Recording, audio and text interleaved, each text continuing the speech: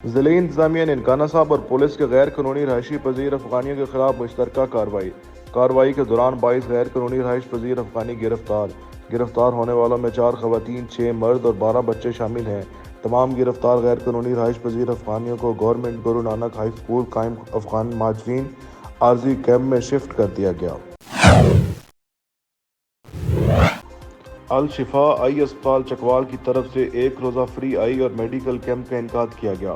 Doctor حافظ محمد اسیب آئی specialist ہسپتال مرید چکوال نے تقریباً 300 مریضوں کا چیک اپ کیا اور 22 مریضوں کو مرید چکوال اسپتال ریفر کیا۔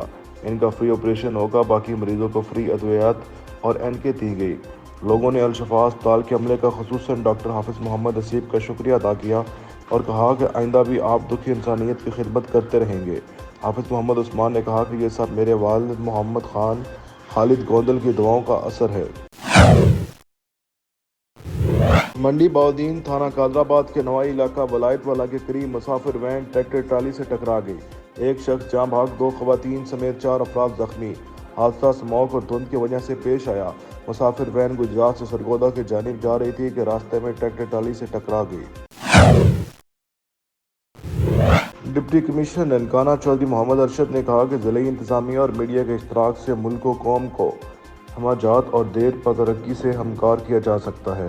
آج بھی قوم کا ہر فرد دیانتدار، فرض شناس اور حب الوطنی سے کام کرنا شروع کر دے تو ملکی سطح پر معجزے رونما ہو سکتے ہیں۔ ضلع ننکانہ کی تعمیر و ترقی، بنیادی عوامی ضروریات کی فراہمی اور شہریوں کی شکایات کا فوری ازالہ اولین ترجیح رہے گی۔